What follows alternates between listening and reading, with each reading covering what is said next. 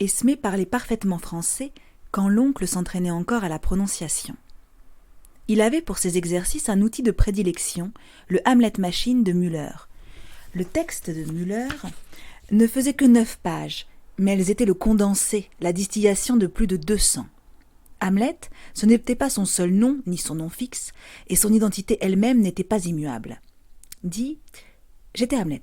Je me tenais sur le rivage et je parlais avec le ressac, bla bla, dans le dos des ruines de l'Europe. Hamlet est le siège d'une douleur. Il veut dormir non dans l'oubli, mais dans l'absence. Il se voudrait enfin indolore. Il se voudrait mécanisme. Mes pensées sont des plaies de mon cerveau. Mon cerveau est une cicatrice. Bras pour saisir jambes pour marcher, aucune douleur, aucune pensée. » L'oncle s'entraînait à le dire. La nuit, et ce texte révélait la nature profonde de sa perte, qui était à la fois semblable à celle des sœurs et différente. Le R lui résistait.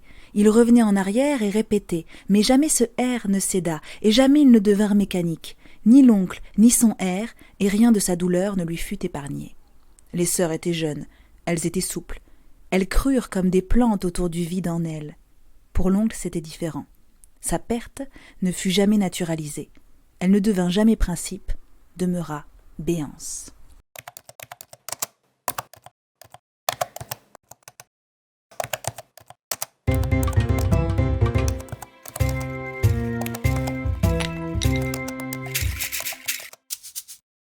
Yakuta Alikavazovic, contrairement à ses personnages dans l'ouvrage Londres-Luxor, est né à Paris. Mais son nom slave, évocateur des Balkans, est une porte qui l'invite à questionner l'exil, mais aussi l'errance. L'autrice construit son récit autour d'un lieu emblématique, le Londres-Luxor, un ancien cinéma devenu le repère de la diaspora d'ex-Yougoslavie. Un lieu qui porte le poinçon d'un billet, Londres-Luxor, comme une destination. Une errance donc aussi bien dans l'espace que le temps qui entraîne la confusion. Sous les traits de 2 sœurs, 2 personnages se dessinent.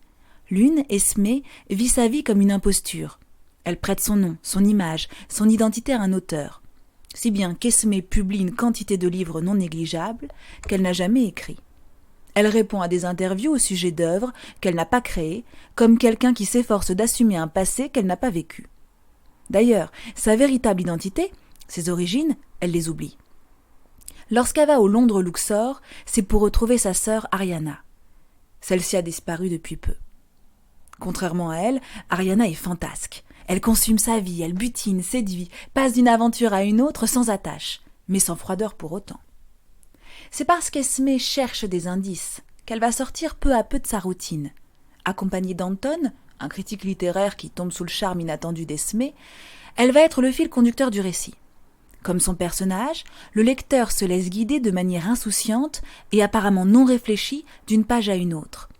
Pas de véritable élan émotionnel de la part d'Esmé. Ce personnage, comme son passé, a eu l'habitude de jouer à cache-cache avec sa mémoire, ses envies, ses sentiments.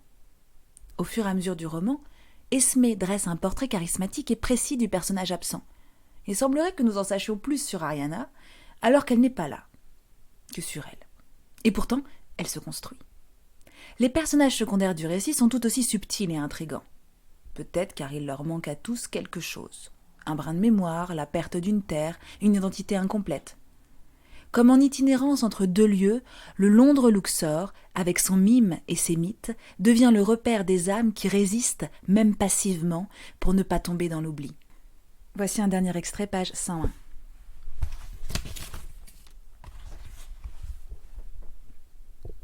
Au Londres-Luxor, Anton espérait en apprendre davantage sur l'Europe.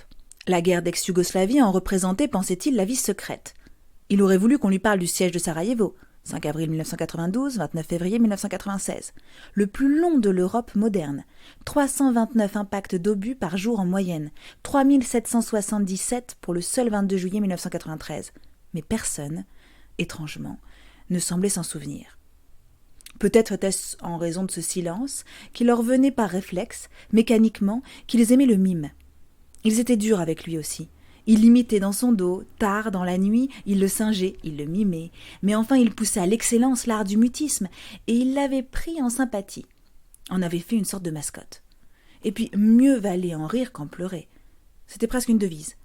De quoi au juste il valait mieux rire, rester incertain, indécis, Peut-être cela s'appliquait-il à tout. L'itinéraire de leur vie avait été dévié du fond des Balkans à celui du Londres-Luxor. Mieux que personne, ils devaient savoir que tout n'était que flux, déplacement. Ils devaient en être intimement convaincus, eux qui avaient été changés par lui, créés par lui. Malgré tout, ils s'obstinaient à rechercher la permanence. Ils étaient figés au fond du Londres-Luxor. Le temps passé, leur jeunesse passée, les bas-reliefs absents, c'étaient eux. Merci, à bientôt.